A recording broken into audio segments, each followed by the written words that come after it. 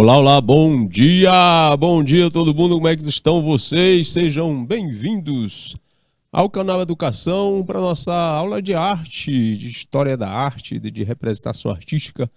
Aqui comigo, o professor Adeildo, sejam todos bem-vindos. Bom dia o pessoal que já está aqui com a gente, Laisiele, Francisco Castro, Tailane, W_15, Rutiele, Lunária, Lunarla, Deni Andrade, Elda Fonseca, tudo bem com vocês? Sejam bem-vindos para a nossa aula.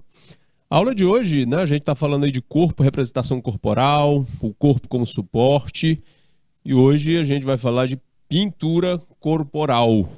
Você acha que isso é só coisa das comunidades originárias do Brasil, dos indígenas? Não, não. Se você se maquia, você faz pintura corporal. Vamos falar disso hoje, são 15 de agosto. Deixa eu tentar aqui. Vamos começar. Olha só que imagem bacana, né? Nós temos vários exemplos aqui de corpo pintado, certo? Quero deixar claro, primeiramente, que não é só uma questão artística, é uma questão de comunicação visual mesmo, né? Onde o corpo comunica, é cultural e acontece em todas as camadas onde o ser humano está inserido no mundo. Então, a pintura corporal é uma manifestação cultural, presente em várias sociedades, né, como está dizendo aí no nosso texto, como os indígenas, hindus, africanos e na sociedade ocidental, por meio da maquiagem e da tatuagem. E entenda, sociedade ocidental, deixa eu pegar aqui, me armar logo aqui da minha caneta. A sociedade ocidental é aquela conhecida como aquela que tem o pensamento cultural parecido, embora vários países sejam diferentes culturalmente, mas existe aí um pensamento cultural semelhante entre o Ocidente europeu, os Estados Unidos da América, o Canadá e a América Latina e não latina, certo? Outros países do eixo africano e da Ásia, né, vão ter um comportamento aí parecido. A gente chama tudo isso de sociedade ocidental, certo? Bom, a gente tem a pintura corporal como vivência humana. Vamos lá dissecar esse processo? Começar pelos indígenas, que são referências, né, de pintura corporal. Sempre que a gente vai falar de pintura corporal, a gente tem de cara, porque é uma referência escolar mesmo, da nossa vivência na escola, as tribos indígenas, os povos indígenas brasileiros. Os indígenas utilizam a pintura corporal como meio de expressão ligado aos diversos manifestos culturais da sua sociedade.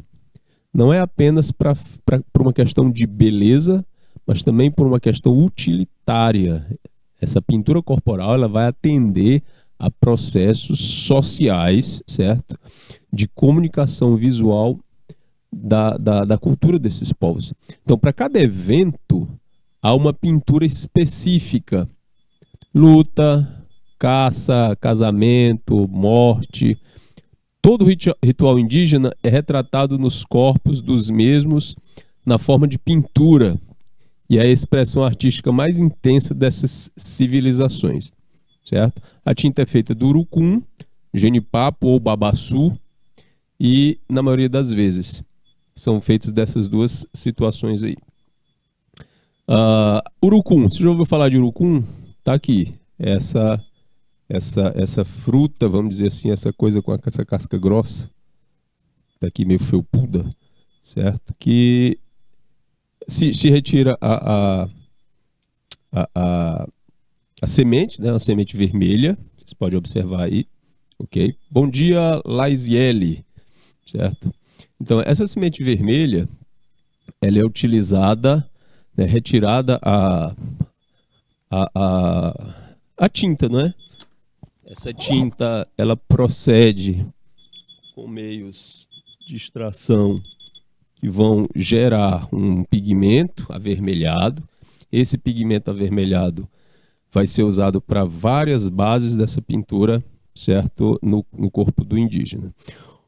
Outro é o genipapo. Olha só, esse urucum, antes de falar do genipapo, vamos entrar aqui no urucum para mais outra coisa. Vocês conhecem o urucum, tá? Talvez não vi, mas o pessoal das cidades menores, né, do interior do estado, tem isso no quintal de casa. E é dele que a gente tira o pigmento para fazer o coloral, que dá cozinha, né, a nossa comida. Sabe, o frango, os peixes, as carnes, eles são temperados e coloridos, digamos assim, né, com esse produto. Como é que é feito o coloral? A Laisiele conhece. O corante, a gente vai chamar de corante. O corante para comida, também conhecido como coloral, no Nordeste inteiro, pelo menos tradicionalmente, ele é feito assim, com fubá de milho. O fubá é a farinha de milho bem fininha, certo? Misturada com o urucum. Aí dá aquela cor intensa, né? Aquele vermelho intenso. E a comida, aliás, é o que a gente usa para colorir a nossa comida. Atentem, não é um tempero. O coloral, né, o corante, ele não é um tempero. Ele é o próprio nome diz, é um corante. E por que é usado o fubá de milho, a massa de milho fina? Porque ela não interfere no sabor do alimento. Então ele está lá só para colorir mesmo, certo? Por isso que a gente bota pouco. Se você bota demais, fica aquele gosto estranho, aquele cheiro mais assim, afetado, é por causa do fubá mesmo. Mas no gosto não mexe. Os indígenas vão usar só a semente do urucum, certo? Pilar ou esmagar assim na mão com um pouco de água ou de óleo. E aí eles vão extrair a tinta para a pintura corporal. Já o genipapo, que é essa fruta que está aqui do lado, vai ser usado para fazer a cor preta ou roxa. Porque o genipapo ele oxida rápido, né, ele fica preto.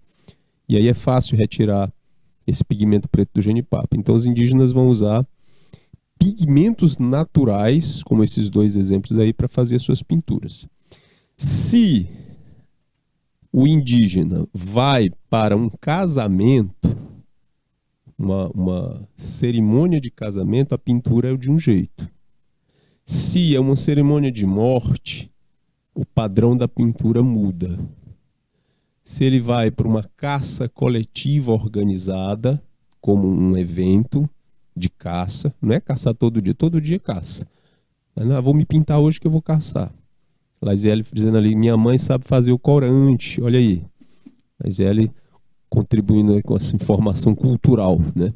Se vai para a luta, a gente vai botar guerra. Vai lutar, vai guerrear, outra pintura. É como uma roupa. A gente costuma se vestir para a ocasião. Eu venho trabalhar, eu me visto a contento para ficar confortável e coloco a minha bata. É a identificação do meu trabalho, essa bata aqui. Professor. Você é médico, você tem a sua indumentária, né? Advogado, você tem a sua indumentária. Você é operário, você tem a sua indumentária para trabalhar. Vai para um casamento, a gente segue as orientações da etiqueta do evento. Aí lá, dependendo de onde é o casamento, se é um casamento na praia, se é um casamento na igreja, se é um casamento no clube, aí o casal, né, e a organização do evento é que vai dizer como é que você deve ir vestido. Geralmente é um troço chamado passeio completo. Para homens, para indumentária masculina, tradicional, o passeio completo é terno gravata. Ok? E mulher vestido longo. Mas aí ficam as orientações. Aí tem aquela outra coisa chamada esporte fino. No caso do esporte fino, que a gente também vai chamar de social, é só tirar a gravata. Ou o blazer, gravata e blazer. Aí você fica com aquela camisa de manga comprida e o resto da indumentária normal, chamado traje social. E por aí vai. Casamento na praia, não. Você vai de biquíni, casamento na praia? Não, calma. Não é assim, mas tem as orientações. Vocês me entenderam, certo? Do mesmo jeito o indígena encara essas coisas assim. Professor, mas todos os indígenas são iguais nessa questão da pintura? Não, gente. Cada povo tem uma orientação de pintura corporal. Cada povo. Então nós temos aqui um exemplo do povo Kayapó, certo? Que a gente percebe que eles pintam o rosto de cores diferentes, padrões de desenho geométrico, né, no peito, nos ombros, no rosto. Essa é a relação da orientação e da pintura. O que você vê como adereço, isso aqui tudo é feito de contas, continhas coloridas, sementes pintadas e coloridas. No cocar, né, isso é arte plumária e adereço, chamado artesanato indígena. Isso não entra na questão pintura corporal, mas serve como adereço. Outras são essas orientações aqui de palha e de outros materiais. Penas, entre, né, madrepérola, outras coisas assim. Mas fora isso, né, o que identifica a proposta que a gente está discutindo aqui é a pintura corporal. Então, o que você está vendo de vermelho aqui no rosto desse indígena caiapó é urucum, sem sombra de dúvida, e essa tinta preta é feita do genipapo. Ok? Por que eu estou levantando aqui essa orientação sobre as diferenças de pintura indígena corporal? Nós temos no nosso país um dia que comemora, certo? Que relembra os povos indígenas. É o 19 de abril, que a gente chama de Dia do Índio. O que acontece nas grandes cidades, nas pequenas cidades, nas escolas, na época em que está se comemorando o 19 de abril? Principalmente em escolas de ensino infantil. As professoras, elas vão reforçar a existência dos povos indígenas no país e a valorização desses povos através de atividades onde as crianças vão entrar em contato com uma série de características e situações, inclusive a indumentária. Aí muitas escolas pedem, né, para as crianças irem para esse dia, né, festivo com uma roupa inspirada nas indumentárias indígenas. Certo? Isso aí, ok. Sem problema nenhum. O problema é quando essa orientação é feita sem o devido conhecimento, certo? Sem a devida orientação sobre o que é e o que não é. O que acontece? Muitas vezes as crianças vão e criam uma ideia de que é tudo igual. Os índios usam, todos os indígenas usam penas, todos eles pintam o rosto com duas listrinhas do lado do rosto ou na testa, certo? E por aí vai. Há uma adequação, ok? Didaticamente, acontece que pode, isso claro fica no trabalho da mão das professoras, né, de orientar direito essa compreensão. E isso, geralmente esse trabalho é feito de maneira muito competente. Só que assim, na cabeça das criancinhas, quando aparece uma criança diferente, no sentido de, vejam bem, ou a criança é de uma família que tem, né, tradição indígena, e aí vai, estuda, pesquisa e manda a criança para esse dia festivo com uma pintura própria, característica do seu povo, aí ela se destaca, porque ela fica, entre aspas, diferente. Nossa, que indígena diferente. Mas isso é porque, na maior parte da visão das crianças, fica aquela coisa de que todo indígena se paramenta igual, certo? Por isso que é bom esse tipo de atividade, porque enriquece a visão das crianças quanto à cultura, né, indígena. E está aqui o povo caiapó se expressando na sua pintura corporal. Outro exemplo, povo Yanomami. A nação Yanomami, eu me lembro bastante quando era adolescente que se falava bastante. Globo Repórter, né, outros programas de jornalismo na TV, Rede Globo, Rede SBT, Bandeirantes, todo mundo falava.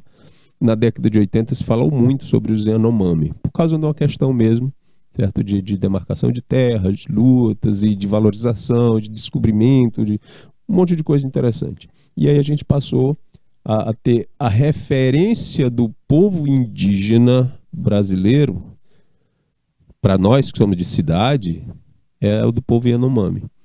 Tanto que você vê que aqui o cabelo cortadinho, né, como formato de cuia, certo? A pintura do Yanomami ela é mais simplificada no rosto. Então a gente meio que plastificou no nosso imaginário, na nossa memória, essa característica do indígena brasileiro como aqui o do povo Yanomami. E eu volto a falar, o que está aqui nas orelhas, no pescoço, e essas peças aqui de madeira que atravessam o septo nasal, e algumas são colocadas aqui perto do lábio, né, na boca, isso são adereços. Não vão fazer parte da pintura corporal, certo? Eles completam o conjunto da pintura. Esse aí é o povo Yanomami. Outro povo que se destaca quanto à questão da pintura é o povo Chavante. Aí aqui a gente já vê uma coisa somada à pintura no corpo, a pintura do cabelo. O povo Chavante tem o costume, né? Você vê essa faixa aqui no cabelo dele, desse lado aqui também, de fazer um preparado de urucum com argila e aplicar no cabelo, nessa parte que dá a volta na cabeça, certo? Tipo um gel fixador. Eles também têm mais desenhos mais diversificados no corpo e no rosto, com o urucum e com o ginipapo, ok? E os adereços também são diferentes. O povo Chavante é mais conhecido, assim, em referência imagética, não é? de pintura corporal e de adereços, pela atividade do encontro de nações indígenas no Quarupi. O Quarupi é uma atividade, um encontro de nações indígenas que fazem uma homenagem aos ancestrais, aos antepassados, né, os que já morreram. E a força do povo Chavante, naquela hora de fazer a corrida das toras, né, é o que mais a gente vê assim, em documentários, na televisão ou em livros didáticos. Esse é o povo Chavante. Esse professor, e tem tanta gente assim, tem tanto tipo de povo indígena no Brasil, tem muita gente, muito mesmo. Aqui eu trouxe apenas alguns. Aqui um exemplo em preto e branco do povo Craó ou Craô. Pintura corporal do dia a dia. E aqui outro tipo de pintura que vai agregar também plumas coladas no corpo, formando uma espécie de segunda pele, certo? Tanto para o homem quanto a mulher indígena, eles vão usar. Isso é muito provavelmente um tipo de pintura para um casamento, para um evento mais importante ali na comunidade indígena. Esse é o povo Craô. O que a gente percebe também são os aspectos étnicos e físicos, né? O formato do rosto e dos olhos em diferença com os que a gente já mostrou aqui. Os Chavante, os Yanomami e os Kayapó. Você vê que há um semblante diferente, um desenho, né, um aspecto físico diferente, um genótipo diferente. Aliás, um fenótipo, desculpe. Povo Craô.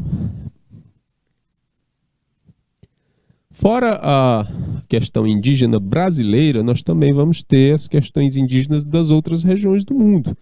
Então vai haver povos originários na África, na América do Norte, na Ásia, que vão ter também a sua relação com a questão da pintura corporal em termos de expressividade cultural. Mas todos seguindo a mesma linha de eventos, casamento, né, guerra, luta, caça, orientando aí, preparando o corpo para aquela atividade. E em termos de tradição cultural, é a relação que o ser humano vai ter com aquela atividade, assim, um reforço espiritual para aquela atividade.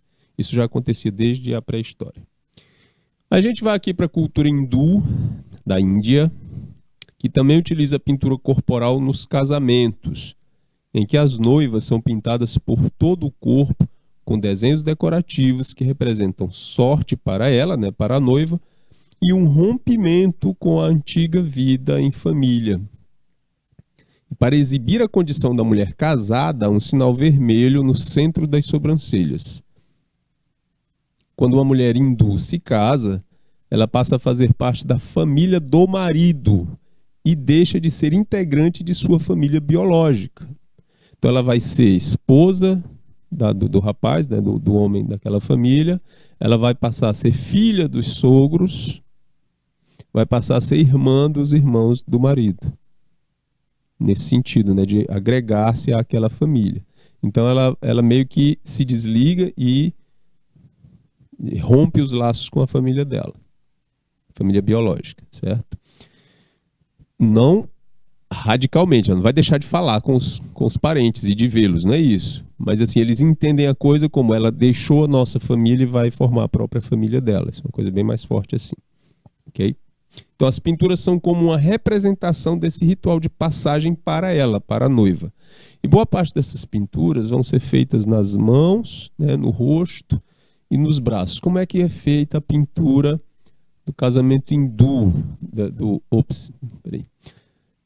Isso é feito com um selecionado de ervas e de argila, né, chamado de rena. E esses desenhos são cobertos, né, com essa rena, com esse preparado. Quando é retirada a rena, fica marcada na pele, fica marcada por mais ou menos uns 15 dias, 20 dias. E a gente chama de tatuagem de rena. Ok?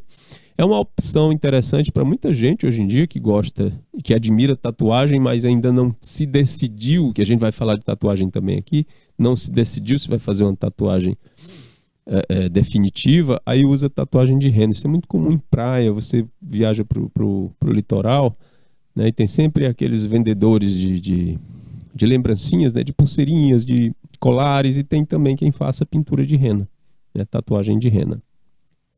Dura aí uns 15 dias, demora para sair. Mas por que sai e a tatuagem não sai? A gente vai falar lá na frente, beleza?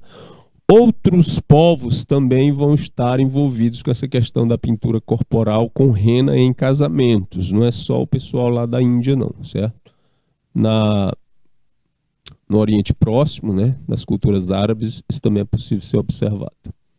Bom, assim como os indígenas, muitas tribos africanas também usam a pintura corporal. Muitas comunidades africanas usam a pintura corporal com significados particulares a cada evento.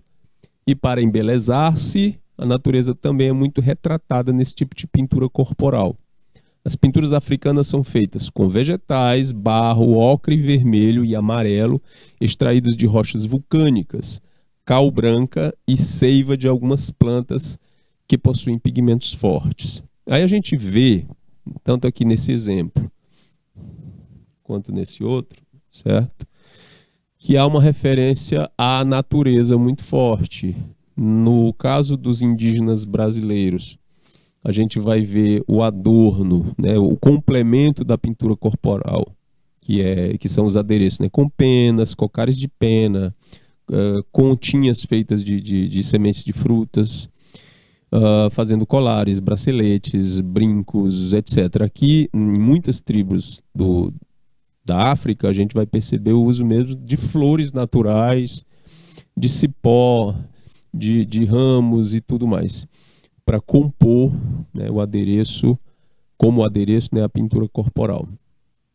Na questão da pele, que a pele do indígena africano é a pele negra, né, o que a gente chama de negro retinto, eles vão fazer um contraste. Então é muito comum perceber a tinta branca, né, o pigmento branco e amarelo, para que haja esse contraste. Você tem a pele escura e você quer ressaltar o desenho, você vai usar um pigmento mais claro, isso é óbvio.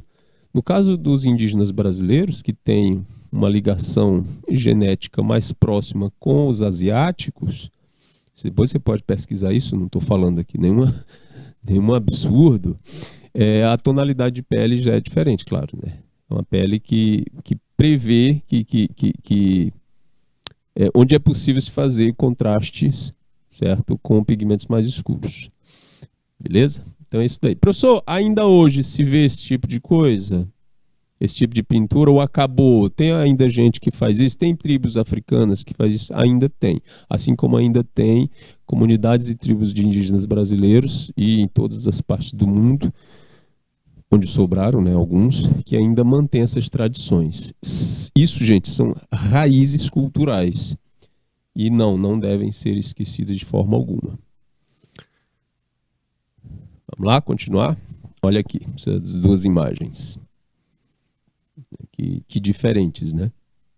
Bom, analisando esses tipos tradicionais de pintura corporal, é possível notar o choque cultural existente entre as sociedades. Quando ele fala de choque cultural, é essa grande diferença impactante que existe entre o indígena brasileiro e essa moça que é hindu, né, pintada para um casamento, e esse outro hindu com uma pintura mais religiosa, mais voltada para a mística da sua religião, ou um indígena africano. Então a gente nota a grande diferença, né? Um destaque, a gente vai chamar isso de choque cultural. Então é possível notar esse choque cultural entre as sociedades e observar também como é mutável o conceito de beleza. Muda. Não existe um conceito de beleza só verdadeiro. Desde que o mundo é mundo e que as pessoas são variadas, que os conceitos de beleza são variados. Você está aí lutando para secar sua barriga, tá lutando na academia, tá trincando o ventre, né? Você que é o rapaz que vai para a academia para trincar o abdômen. Por que a gente faz isso? A gente não, que eu não vou atrás disso, que eu não tenho mais tempo, não. É porque o nosso conceito de beleza é esse, é um corpo lá, né, das esculturas gregas. Um corpo magro, um corpo bacana, ele tá com os músculos à mostra. Aí a gente vai fazer dieta, a gente vai fazer exercício, a gente vai fazer tudo isso para poder ficar pelo menos próximo desse desejo dos sonhos que a gente tem, né, por causa do nosso conceito de beleza.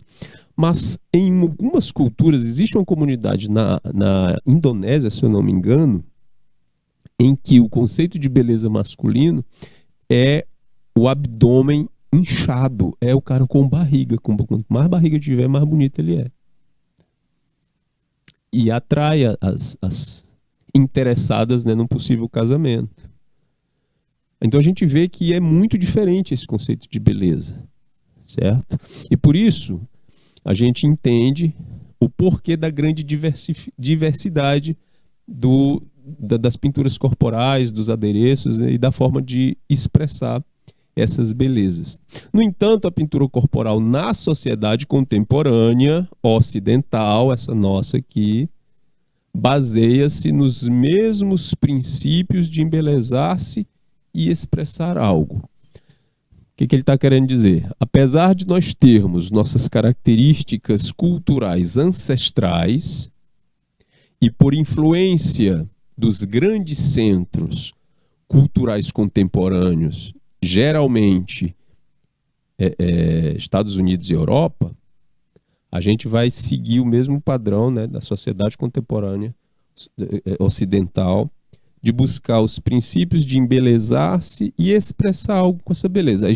Aí isso iguala um pouco todo mundo nesse sentido, que é a história de maquiar-se, de usar produtos, de ir para academia, de fazer tatuagem, esse tipo de coisa, certo?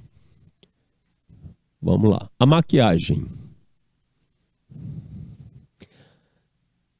A maquiagem sempre foi um artifício feminino de beleza. Sempre. Isso aí é incontestável. Sempre foi um artifício feminino de beleza. As técnicas de maquiagem crescem. A Laziel dizendo ali, o diferente é mais bonito. Exatamente. Então, as técnicas de maquiagem crescem ininterruptamente e seguem tendências e padrões. Quando a gente fala tendência, gente, na verdade a tendência ela é um conselho do mercado. Eles percebem que aquilo pode ser uma coisa aceitável e vão jogando de pouquinho, certo? Dizendo que é tendência. As pessoas vão aceitando, vão copiando. Aí isso movimenta o mercado. Isso acontece com a moda, acontece com a questão do consumo de maquiagem, comportamento, etc. e tudo. Etc. e tal. Mas, entretanto, não apenas as mulheres utilizam a maquiagem Porque o teatro, o cinema e a fotografia também a utilizam para fins artísticos, para expressar ideias, enfatizar o desejo nas imagens e fazer referências socioculturais a depender da manifestação. Aqui eu trouxe duas imagens, um olho, sobrancelha, né, maquiado no rosto feminino. Então, sobrancelha e olho, né, junto aí com a questão da boca e a face, o resto da face, o rosto em geral, né, é a parte de maior preocupação na maquiagem feminina, sobrancelha, olho e boca. Ok? Já a maquiagem masculina, que eu tenho um exemplo do outro lado aqui, a gente vai encontrar como? No dia a dia, nem sempre. Mas num filme, numa peça publicitária, no teatro, isso vai ser extremamente comum, extremamente mais comum. Hoje em dia, né, com essa geração dos millennials e a geração Z, essa coisa da maquiagem está mais amalgamada, então é mais comum hoje em dia encontrar maquiagem masculina disponível, né? Uma base, um pó de correção, alguma coisa assim, batom inclusive, lápis delineador para homens.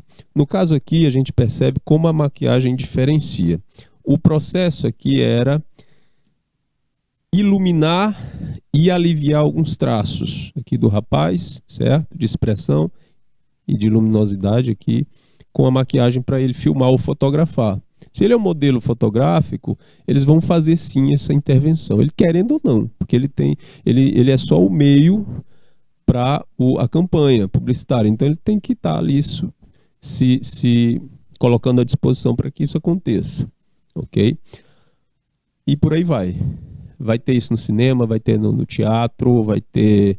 E a maquiagem ela pode ser mais radical para o cinema, por exemplo. Uma coisa é você estar interpretando, você é um ator de 40 anos, mas você tem um físico, né, um fenótipo de um garoto de 25, 30, e aí você faz uma maquiagem para que isso fique ainda mais evidente, você vai fazer um personagem mais novo. Ah, mas eles podem fazer isso com o computador, com a questão da computação gráfica. Mas faz. E aí a imagem muda. Ou você vai fazer um monstro, um alienígena, uma pessoa que foi atropelada, um zumbi. Aí é onde a maquiagem fica ainda mais radical. Você vai precisar de um maquiador, né, de uma equipe de maquiagem para te transformar. Isso no cinema, no teatro, acontece assim. Não vai acontecer no dia a dia, a não ser que você faça um cosplay. Aí você vai adiante. Tatuagem? Alguém aí? Tatuagem? Você tem? Hoje em dia é mais comum. Hoje em dia não, tá com uns 30 anos que é mais comum. Certo? De 1990 para cá, a questão da maquiagem foi da tatuagem foi quebrando muitos tabus. Eu lembro, eu tenho três tatuagens. Mas para eu fazer a primeira, a minha mãe, eu não era nem adolescente, eu já tinha 32 anos quando eu fiz a primeira, na espátula, né, nas costas. E foi com a minha mãe dizendo, faça não, eu já, dono da minha vida, casado, né, com a minha própria família, minha casa. Mas minha mãe ainda falou assim, não faça não. Mas eu fiz. E em 2000 e quando? 2007, 2008 mais ou menos. Por que essa coisa da mãe, da família? Porque a gente cresceu com a cultura, né, da marginalização da tatuagem. A gente sempre, porque é coisa de malandro, não sei o quê. Mas olha só, a tatuagem não é uma manifestação pertencente exclusivamente à sociedade contemporânea, como pode se pensar. Estima-se que ela tenha surgido por volta do ano 3000 a.C. Então essa coisa de marcar o corpo permanentemente com símbolos e desenhos que representam alguma coisa para uma sociedade ou que vão fazer ali uma referência de beleza, já existia, né, por volta do ano 3000 a.C. no Egito, em rituais ligados à religião. Olha, era uma coisa religiosa. Hoje é mais comum, não está mais ligado, é mais comportamental. Você decide. Ah, eu adoro meu filho, a minha filha, tudo, vou tatuar o nome deles no meu corpo. Isso é mais comum hoje em dia do que se pensa. Muito mesmo. Bom, todavia, a popularização da tatuagem, característica da sociedade contemporânea ocidental, veja bem, a gente está falando aqui que a tatuagem é uma característica de toda uma sociedade contemporânea no Ocidente, ou seja, a nossa sociedade. Ela também está ligada ao desejo de expressar algo, um estilo, uma opinião, por aí vai. Tem gente que se apaixona, né, fica tão encantado com a pessoa, com o motivo da sua paixão, que tatua o nome da pessoa no corpo. O chato é quando a paixão acaba, a pessoa acorda. Eita, e agora? Aí corre para cobrir, corre para apagar, corre para mudar, sei lá, de repente. Ou arrumar outra pessoa com o mesmo nome. Já vi coisas assim, já vi referências desse tipo.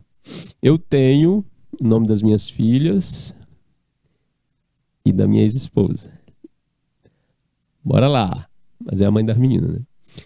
Então, a gente escolhe, quer fazer um ursinho, quer fazer um coelhinho, quer fazer o nome do filho, o nome da amada, do amado, quer fazer uma flor, quer fazer uma carpa, um peixe, tatuagem tribal. A pessoa escolhe, vai lá e faz. E às vezes a pessoa pergunta, se aí dói? Dói. Você vai cutucar sua pele com repetidas, né, cutucadas de agulha, inserindo tinta entre a tua derme e a epiderme, por isso que não apaga. Por que a tatuagem de rena apaga? Porque ela fica na superfície da pele. E aí a pele vai se renovando, né, as células mortas vão saindo e aquilo vai se apagando, porque fica na superfície. A tatuagem não apaga porque ela fica abaixo dessa superfície que se renova. Então ela vai descascando, a pele vai descascando, vai se renovando, mas a tinta fica ali ainda, né, na parte ainda visível que fica logo abaixo disso aí, dessa pequena camada. Certo? Por isso que ela não apaga. Mas ela é removível com laser. Imagina a criatura se arrepender e ter que tirar com laser isso aqui tudo. Vamos embora lá. Muitas tribos urbanas têm a tatuagem como marca do seu estilo, né? Como uma patente. Aqui na figura, gente, nessas imagens, vocês têm tatuagens tradicionais japonesas. Algumas vamos falar de divisões, né? Facções de samurais se tatuavam assim, tá? Para fazer uma referência aos seus votos dentro da sociedade, etc, etc. Isso no século, desde muitos séculos. Essas fotos, essa aqui não, essa aqui é mais, essa que eu apontei que tem a seta, ela é mais nova. Mas essa outra aqui, século XIX. Vamos lá. Outros exemplos de tatuagens tradicionais, as tatuagens dos povos Maori, certo? Ali da região da Indonésia, Nova Guiné, que são tatuagens no rosto. No corpo, né, e no rosto também. Existem pinturas corporais no rosto de indígenas brasileiros, mas tatuagem definitiva a gente não vê. Não até onde eu sei, né? Mas essas aqui são tatuagens definitivas de guerreiros maoris. Essa simbologia, essa geometria, essa simetria, esses desenhos, depois eles se popularizaram como tatuagem ocidental. E aí viraram referência para praticamente todas, né, na década de 90, no começo dos anos 2000, todas as tatuagens que eram feitas aqui no Brasil tinham uma referência maori, certo? Na verdade, são expressões de pintura corporal desses povos lá da região da Indonésia, certo? Eu quero dizer Oceania, gente. Estou falando Indonésia porque fica ali na Oceania, tá? Lembrar das aulas de geografia. Certo? E essas pinturas são essas referências culturais, de simbologia das próprias tribos, certo? Que depois são copiadas. Olha aí, o povo chega, sociedade ocidental, né, vê aquilo como uma coisa interessante, quero também, achei bacana, tem uma representação que eu acho legal, E aí eu quero. Aí vem as japonesas, vão ter, as pinturas japonesas corporais, vão inspirar tatuagens ocidentais como essa aqui, onde a gente vai ver flores, carpas, né, água, cerejeira, muita cor também, certo? Vermelho, verde. E é difícil e complicado fazer pintura colorida na pele. Um tatuador que vai fazer tanto pintura colorida quanto o sombreamento, delineamento, sombreamento, preenchimento, são essas as fases. Você precisa ter um desenvolvimento de uma técnica bastante apurada para a coisa não sair do controle, não ficar feio. Porque você vai estar marcando o corpo da criatura permanentemente. E quando é feito assim num grande espaço, que leva tempo para fazer, por isso muitas tatuagens elas são feitas por etapa, certo? Por etapa. A minha avó, que Deus a tenha, ela foi o ano passado. Ela não soube que eu tinha feito essa tatuagem, porque ela dizia o seguinte: meu filho, faça não, porque quem está tatuado, o tatuado é o seguinte, ela falava assim, achava engraçado. E respeitava, né? Esses aí que se tatuam, são aqueles que o coisa ruim vai levar. Ele já tá marcando aqueles que ele vai levar. Eu disse, eita, vó. É, né? Aí eu ficava todo... Ela não sabia que eu tinha. Depois, pronto, tô na vibe de ser levado também. Aí aqui, os Maori vão servir como referência para outras tatuagens. Aqui nem bem é um símbolo Maori, é um símbolo asteca, certo? Mas dentro da vibe dos Maori, de simetria, geometrismo e referenciais simbólicos. Tá certo? Aí os rapazes, além de estar na academia para fazer, né, moldar o corpo, sabe de onde vem a expressão malhar? Por que você diz, vou malhar? Por causa do trabalho com o ferro. Quando os antigos estavam fazendo armas de ferro, eles tinham que esquentar o ferro na brasa e bater nele para ele tomar forma. Como é que batia? Com um martelão grande chamado de malho. E bater no ferro para tomar forma era malhar o ferro. Então, tanto puxar ferro quanto malhar são expressões das academias, porque você vai dar forma ao seu músculo, ao seu corpo. Então você vai lá malhar, certo? Ou tem outra também bem bacana, que é das fábricas de tijolo e telha. A argila, para se fazer tijolo, é colocada numa prensa, certo? E essa prensa ela é acionada por uma peça hidráulica, certo? E precisa de muita força para empurrar a argila dentro do molde. Isso antigamente era feito à mão, e os caras que faziam isso eram imensos e bem fortes, de tanto fazer esse trabalho, certo? O nome dessa peça, desse setor do maquinário da fabricação de tijolos, era chamado de maromba. Então, a hora de prensar a argila para fazer o tijolo, era ali trabalhar na maromba. E quem trabalhava na maromba era o marombeiro. Então, se você já ouviu falar que fulano é marombeiro porque está na academia, marombando, é exatamente isso, porque ele está procurando crescer. Aí ele cresce os músculos e vai procurar uma referência imagética para pintar o corpo. Para ficar legal no Instagram, para ficar legal nas outras redes sociais, né? E, sei lá, por uma questão pessoal também, achar que vai ficar mais bonito. Por que que tá bonito? Porque uma sociedade inteira diz que é, em termos de padrão. Beleza? Vamos lá. A pintura corporal esteve inserida em diversos momentos por toda a história da humanidade. Repito, esteve inserida em diversos momentos a pintura corporal por toda a história da humanidade e ainda não acabou.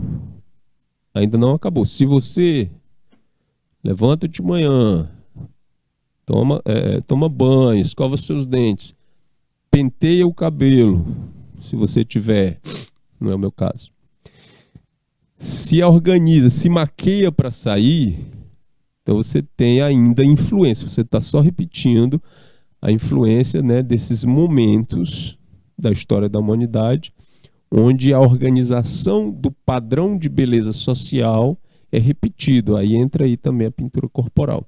No simples batom que você passa, num pozinho, um delineador de olho, certo? Num corretivo, você está repetindo esses processos de valorização dos referenciais de padrão de beleza. E aí está sempre inserido aí essa questão da pintura corporal e dos adereços. Ok? Então, dentro da história da humanidade, sendo utilizado de diferentes formas e com diferentes intuitos. Seja para ficar mais bonito, seja para ser um referencial tradicional, né, da comunidade, seja para provocar. Você pode fazer isso para provocar. Hoje eu quero provocar. Aí você faz uma pintura bem doida ou bem representativa e sai na rua. Para trabalhar. Tem gente que se pinta para trabalhar. Certo? Patati patatá estão aí para dizer essa história. Para trabalhar, não importa a atividade, em diferentes intuitos isso vai acontecer. Mas com intenções básicas comuns a todos os tipos de manifestação da mesma. A pintura corporal é mais que uma mera característica de manifestação cultural da humanidade, é parte integrante da formação da maioria das sociedades. Então, a pintura corporal é parte integrante de manifestação cultural da humanidade, da formação das sociedades. Você já parou para pensar sobre isso? Senão, as sociedades em si não viveriam, talvez viveriam, mas não viveram sem essa manifestação de pintura corporal. Ok? Na pré-história, os seres humanos, o Homo sapiens, que foi perdeu todos os pelos em excesso no corpo, né? Ficou mais a região pubiana, peito, quando se fala do homem, do macho. Tem mais no peito, região pubiana, pernas, costas, barba, né? E cabelo. A fêmea, mais na cabeça, região pubiana, pernas e axila. Mas no nosso desenvolvimento, a gente foi perdendo esses pelos. Como é que a gente se protegia? A gente não, que eu não sou daquele tempo, mas como é que aquele povo daquele tempo se protegia? Questão de insetos, até mesmo de disfarçar o cheiro do corpo para outras feras não perceberem eles, foi cobrindo o corpo com argila, cobrindo, se pintando, certo? Fazendo cobertura com pigmentos. As primeiras intenções foram essas. Depois isso foi se modificando, se intensificando, criando padrões. E aí se chegou ao nível da pintura corporal que a gente vê nas comunidades originárias, né, como os indígenas que a gente vê hoje. Ok? Mas vamos lá, olha aí a criancinha. Quem nunca na escola não passou por um momento desse? Né, pintar o rosto. A tia fica louca um dia desse aqui para pintar 30 criaturas, quando a turma é de 30 e quando é de 100. Ei! Enfim, festa de aniversário, tem sempre aquele artista que vai ganhar um trocado na festa de aniversário, aí vai para fazer pintura no rosto das crianças. Eu já fiz isso, é uma aprovação. Eu quero o Homem-Aranha, eu quero não sei o que, aí tu tem que dar um jeito de fazer, do jeito que a criança quer. E a criança bota o pé e diz, eu quero assim. Aqui estão as fontes, né, da nossa pesquisa para a nossa aula. E olha lá, vamos falar de uma coisa interessante também. Não adianta pintar, não adianta maquiar. Tem que fazer direito. E existem padrões e técnicas para alcançar o objetivo desejado de uma maquiagem. E eu vou trazer aqui essas questões por conta da pintura corporal contemporânea da nossa sociedade ocidental, que é a maquiagem. Principalmente, né, a expressão feminina da maquiagem. Aí aqui a gente tem, tutoriais de maquiagem, é só o que tem nas redes sociais, né, no YouTube. Aliás, os vídeos comerciais, digamos assim, do YouTube, né, entre os vídeos comerciais, um dos que mais foi galopando, né, desde o início da plataforma, foram os tutoriais, certo? E os de maquiagem são os mais populares. Então, em muitos tutoriais a gente percebe a busca desse design aqui, tá? Desse aqui, daquele que considera o formato do rosto, sombreamento, tipo de produto, cor e desenho, fazer o esfumado, né? Esfumaçar, porque aí você percebe o que vai valorizar e o que não vai valorizar no teu rosto. Então, maquiagens que não deram muito certo, porque a pessoa se encanta com o processo, porque faz sozinha, porque acha que vai dar certo daquele jeito. Vamos ver alguns exemplos aqui de maquiagens que a gente chama de over, e que na cabeça da criança, da criatura, né, aquilo vai funcionar bem para os padrões. Eu não vou dizer que está errado, mas quando a gente apresenta padrões específicos, né, e esses exemplos fogem muito desses padrões, a gente diz, não dá, tá? E aí acontece muito o quê? Crescer a boca, fazer uma pintura nos lábios em que a boca cresça bastante. Aí a pessoa pega e exagera um pouco, aí acontece aqui, essa parte de iluminação entre o nariz, né, e o olho, aí destaca, cria outra coisa, parece, aí foge um pouco do processo, mas beleza, elas fazem, saem. Questão dos cílios, olha esse desenho de sobrancelha aqui. Tá? A pessoa cria e estabelece algo que foge um pouco daquela paleta, né, de design proposta por aquele padrão, colocado ali naquele momento, certo? E algumas maquiagens acabam que não dão certo, porque elas vão fugir. Se esse fosse o padrão, ótimo, estava de boa. Ia lá e fazia o seu papel. Mas quando a gente encaixa isso num padrão, isso aqui é maquiagem do dia a dia, tá, gente?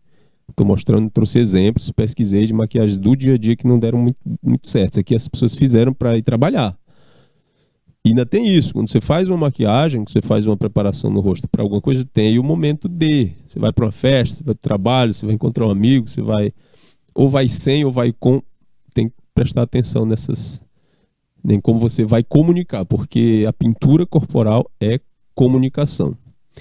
E quando a tatuagem não é legal, quando a tatuagem é o resultado de uma coisa onde a técnica ou a intenção não foi legal. Aqui a gente tem exemplos como esse aqui é o Michael Jackson, que a pessoa, o fã, decidiu tatuar para sempre conosco, né?